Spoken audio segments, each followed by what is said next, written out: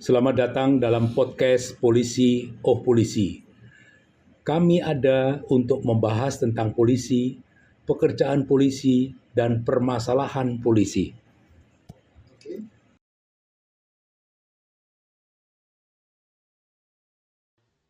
Selamat pagi pemirsa podcast Polisi Oh Polisi. Ketemu lagi ya. Kita baru mendengar ya tragedi di Korea. Ya, di Korea ada tragedi orang pesta Halloween mengakibatkan sebanyak 151 korban jiwa. Itu terjadi di distrik Itaewon. Ya, gara-gara pesta. Ya. Itu Sabtu yang lalu.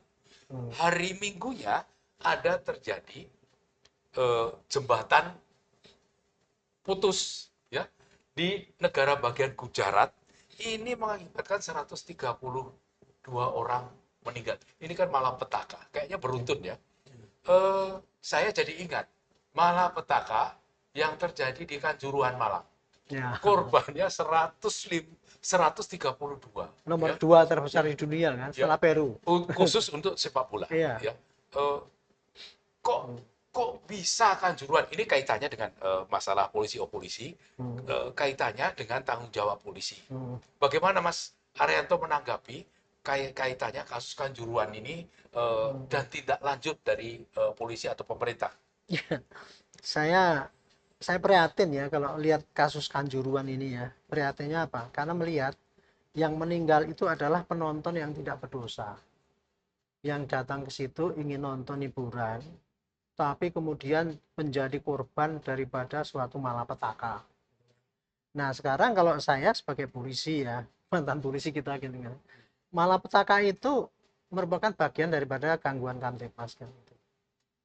Gangguan kamtipmas itu kriterianya bisa kita bagi-bagi, misalkan satu mungkin bencana alam.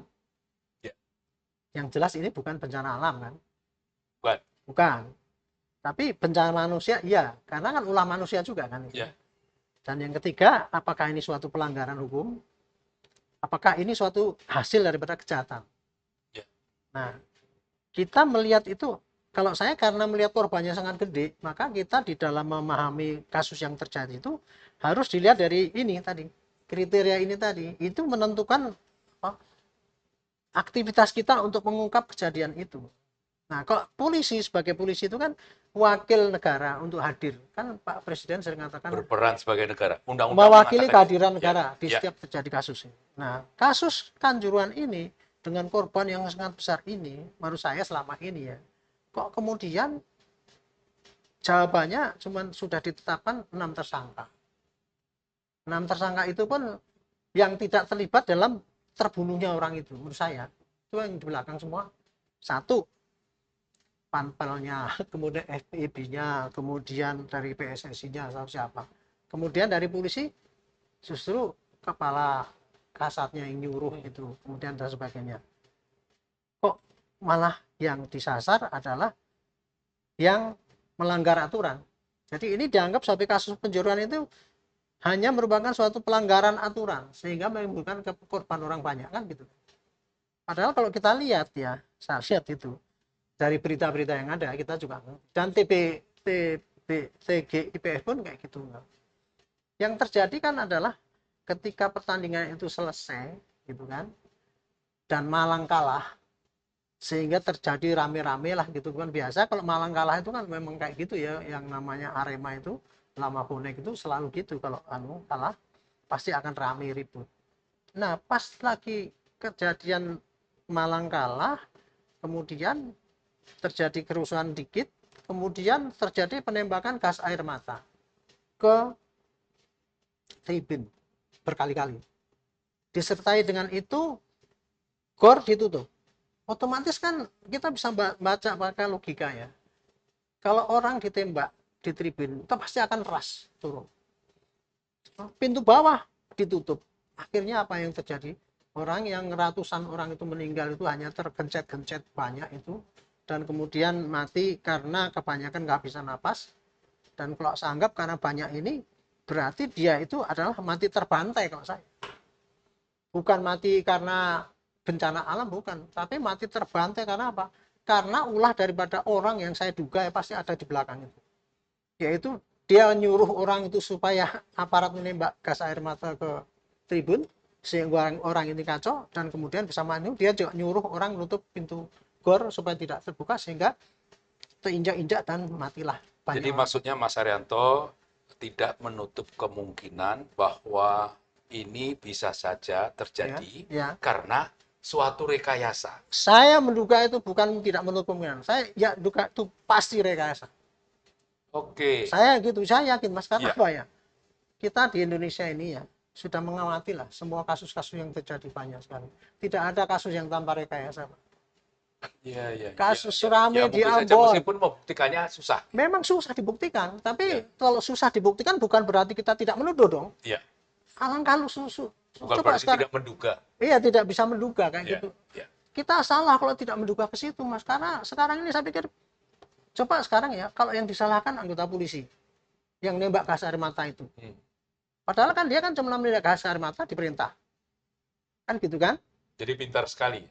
Kalau seandainya ada ini rekayasa itu pintar Intelektual sekali. jadinya pintar sekali Mas memanfaat ini Sama gitu. seperti misalnya kita melihat kasus kerusuhan di Ambon, Ya, kerusuhan di kita kan Poso. riset dulu Ambon itu penyebabnya apa? Ya, Ini orang Islam ngomong, sana gereja dibakar, yang sini orang ini. Kan gitu kan? Direkayasa terjadilah pembantaian yang di masjid. termasuk Dayak dan Madura di Nah, Kalimantan. itu. Kalimantan Barat, Kalimantan Tengah, Iya, dan itu kan sebagainya. tidak ada yang tanpa rekayasa. Ya, Dan itu sulit dibuktikan, Mas. iya, Tapi iya. dengan sulit dibuktikan itu jangan kita menuduh ini tadi intelektual dadar kanjuruan itu. Makanya saya sampai bilang, Mas, kalau sampai ini nggak terungkap, biarlah Tuhan nanti yang menghukum dia. Jadi intinya gitu, Mas. Jadi ya, Ya. kasus kanjuruan ini menurut saya ya, karena korbannya banyak banget gitu. Ini harus diusut siapa kira-kira yang bertanggung jawab. Jadi yang bertanggung jawab tuh ya kalau itu kita anggap, kalau saya anggap itu sebagai kejahatan ya, kejahatan pembantaian. Maka yang bertanggung jawab siapa yang nyuruh melakukan kejahatan itu. Jangan disalahkan kepada polisi yang salah SOP lah, sekarang diributkan mengenai ini, Mas. Oh, gas air mata tidak mematikan. Ya memang tidak mematikan, tapi akibat dari tembak itu pun rame, itulah yang mematikan. Iya, iya, Nah, iya. gitu loh. Sementara penyebab utamanya nggak diungkap, Mas. Sekarang yang rame-rame yang terlibat di situ aja, yang menurut saya dianggap, menurut saya sih ya dia patut bertanggung jawab, tapi dia bukan penyebab kejadiannya kematian orang itu. Kira-kira itu Mbak jadi. Oke, sekarang perhatian masyarakat, Hmm. Mas. Ini korban eh, banyak sekali, ratusan, Ya, 132. 5 Tapi sekarang. Udah naik. 135 nambah terus ya. Dan matinya Tapi pelan-pelan lah gitu, tapi Pak. perhatian masyarakat, perhatian kita semua. Ya, Kenapa kalah dengan kasus meninggalnya Yosua Joshua. yang Ya, hanya satu orang? ya, Ini kan keadilan juga, ya, keadilan masyarakat, keadilan dalam memberikan perhatian. Meninggal satu orang dengan meninggal 132 orang. ya, Ini kok seolah-olah terlupakan dengan 6 ditetapkan sebagai tersangka, iya. seolah-olah sudah selesai. Dan Ini selesai. gimana? Itulah yang saya jadi prihatin sekali ya. Ini sementara Yosua ini satu orang meninggal waktu itu dibunuh oleh Pak Sambo. Hebohnya kan seluruh Indonesia, seluruh dunia, malah dia mau jadikan pahlawan dan sebagainya. Sementara ini ada korban 135 dan meninggalnya itu, aduh kasihan lah itu Mas, kan ada yang meninggal pelan-pelan ya, ada Hmm, sebulan baru meninggal dan sebagainya, hmm. itu betapa keluarganya itu kehilangannya itu ya. Tapi kok kemudian kok kayaknya ini sekarang pasif aja itu, perjuangan untuk menegakkan keadilan itu, perlindungan negara pada orang yang meninggal itu kan hanya dijawab dengan sudah ada tersangka 6 orang dan sekarang kita nunggu di pengadilan, kita Kan dengan menunggu. menetapkan 6 tersangka itu kan bukan menjawab Ya permasalahan besar ini, Mas. ya sampai sekarang kan kita nggak ngerti apa yang sesungguhnya terjadi. Saya sebenarnya selama ini menunggu penjelasan polisi ya, sebagai penanggung jawab keamanan di negara ini, kasus Kanjuruhan itu termasuk apa sih? Apa bencana manusia? Apa kecelakaan karena salahnya mengakibatkan 136 orang Artinya itu? penegakan hukum dengan Ya, menetapkan 6 tersangka saja tidak ya. cukup. Saya kira ya tidak cukup. Iya, Mestinya iya. dikejar lagi. Kalau saya tadi karena sudah terlanjur berasumsi ya Mas ya, itu tidak mungkin karena kecelakaan, tapi itu masih rekayasa. Maka masih harus dikejar itu tadi Mas. Dulu yang nembak itu kenapa kok kamu nembak? yang nyuruh, kenapa kok kamu nyuruh, sampai dikejar betul-betul sampai dia ngaku bahwa iya saya disuruh oleh ini. Nah itu saya yang nyuruh, walaupun nanti nggak ketemu ya, tapi tetap konsep kita tuh tahu bahwa itu adalah suatu kejahatan pembantaian manusia yang sampai sekarang pelakunya masih dikejar. Mestinya kayak gitu kan Mas. Jadi orang yang meninggal itu masih diperjuangkan haknya lah, itu tidak langsung udah ditutup selesai dengan 3 orang yang diperiksa. Kalau kecenderungan polisi itu menjawab malapetaka besar ini Ya, hanya dianggap selesai dengan menetapkan tersangka, mungkin nanti lebih memuaskan polisi lagi kalau sudah P21 seolah pekerjaan selesai. selesai. Apakah harus seperti itu, Mas? Ya itulah saya pikir, ya kalau bagi orang yang tidak tahu ya mungkin ya dia ya sudah, memang kaidahnya kayak gitulah, nasib kita kan kasihan gitu. Padahal kalau dilihat dari pertanggungjawaban ya Mas ya, mengapa kita ada tugas, dikasihkan tugas kita yang segede itu, mestinya dipertanggungjawabkan kan. Termasuk juga yang 6 orang itu tadi, PSSI juga harus bertanggungjawabkan. Nah, jadi Mas mungkin bisa tanya tadi, kalau kita hitung ya pertanggungjawaban yang kenapa sampai terjadi kasus Pak Kanjuruhan ini ya, kita bisa lihat kan yang tanggung jawab siapa, PSSI, karena dia harusnya dia punyai apa kira-kira lah kalau menyelenggarakan benar apa enggak. Panpel harusnya dia punya ini, security management, kan semua punya tanggung jawab itu Mas. Iya, iya. Tapi masing-masing sibuk bahwa dia sudah benar, sudah sesuai Ya dengan SOP. masing-masing melanggar berdasarkan SOP. Dan sekarang yang dikejar celakanya PGIPF pun, padahal dulu TGPF ya. PGIPF ya sudah sarankan Pak, kalau mencari kenyataan di lapangan jangan Bapak terjebak pada hanya masalah-masalah teknis, stadion yang rawan ini dan rawan peraturan pertandingan sampai malam, tidak dilihat mengapa orang itu 130, waktu itu 132 yang mati, itu tidak dilihat sebabnya. Udah kita kasih tahu Pak, itu pasti rekayasa sebenarnya. Tapi mereka kembali ke sini cuman itu matinya karena gas air mata. Enggak, bukan karena gas air mata, tapi karena kehilangan napas. Oh itu karena apa? Pintunya terlalu kecil. Dia nggak pikir bahwa seandainya itu Mas ya, pintunya itu kecil tapi dibuka, nggak akan terjadi itu Mas.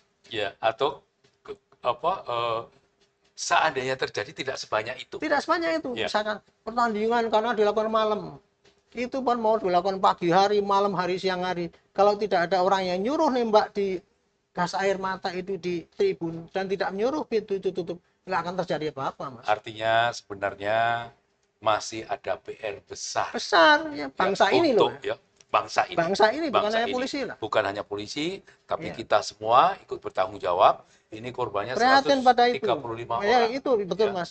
Ya. Maksud saya itu ini PR besar bangsa ini untuk mengusut apa yang sebenarnya terjadi ini. Tidak cukup dengan memidanakan 6 orang itu. Kalau perkiraan saya Mas ya, dipidanakan orang itu nanti di pengadilan, coba kita bandingkan dengan kasus Yosua sama Pan Sambo. Sambo yang sudah jelas-jelas kayak gitu saja, mungkin nanti bisa bebas ya karena kepandaian lawyernya itu. Nah ini nanti kalau 6 orang ini dituduh apa? 359 karena salahnya mengakibatkan orang mati banyak. Dia bilang enggak, saya enggak salah, aturannya saya kerjakan. Apa enggak nanti bebas demi hukum? Nah nanti seandainya yang 6 orang ini nanti bebas demi hukum Mas, karena dia tidak, bukan karena salahnya dia nembak sesuai dengan aturan diperintah. Nah, orangnya mati kenapa? Kan kemarin dilihat di visum segala. Ya matinya karena orang tinjak-injak kehilangan apa gas apa penapas, bukan karena gas air mata. Berarti kan dia bukan karena salahnya menjadikan orang lain mati. Ya, Itu Mas yang saya khawatirkan ya. Kalau hanya dijawab dengan 6 orang tersangka ini kemudian ditunggu di pengadilan, itu suatu keadilan yang tidak adil betul Mas. Karena tidak memperjuangkan bagaimana nasib itu. Ini saya kira ini yang mesti terus diperdalam oleh bangsa ini ya, untuk mencari siapa sebetulnya yang intelektual terhadap itu. kalau seandainya hanya dilihat dari kacamata penegakan hukum, kita Ya, lihat tujuan hukum, Mas. ya, Tujuan hukum yang paling utama itu kan keadilan. ya, ya, Ya kan gitu. ya. Yang kedua adalah tentang kepastian hukum. Ya, ada undang-undangnya dan sebagainya. Yang ketiga manfaat bagi masyarakat. Ini letak keadilannya di mana? Kalau dari sisi hukum misalnya nanti oh ya hukumnya begini. Ya. Tapi kemanfaatnya bagi masyarakat itu Iya, bagaimana itu? itu makanya itu saya pikir kehadiran negara ini untuk melindungi rakyat itu harus diwujudkan dengan terungkapnya kasus ini secara terang benderang, Mas. Ya. itu baru selesai urusannya gitu. Dan yang korban yang meninggal pun jadi puas lah gitu loh. Oh, orang yang salah itu ikut ditindak. Jangan sampai sekarang orangnya jangankan ditindak, dikejar pun tidak kan? Kan akibat daripada asumsi bahwa kasus itu terjadinya karena kesalahan prosedur, karena salah daripada SOP-nya PSSI lah, apa suruh mundur dan sebagainya. Saya pikir ini kita ini mas diadu domba oleh Intel Coordinator itu. Wah, dia seneng kipas-kipas. Ongkang-ongkang. Menko Polhukam diadu domba dengan Yeah. polisi itu ini kan gitu, apa PSSI suruh mundurkan diri itu saya pikir-pikir buset, kasihan bener ini bangsa kita ini dipecundangi sama itu Kaitan karena kita ini podcastnya Polisi oh Polisi. ya.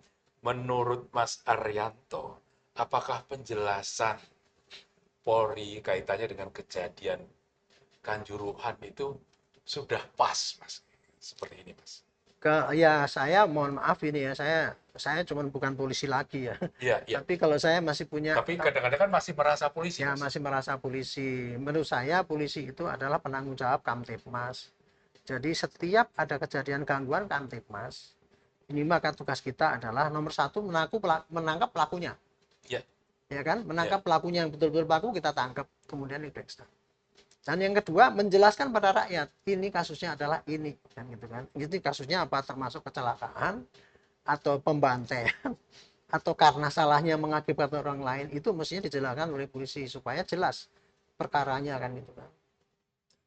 Tapi sampai sekarang kan kita bisa lihat apa yang sudah dikerjakan oleh polisi.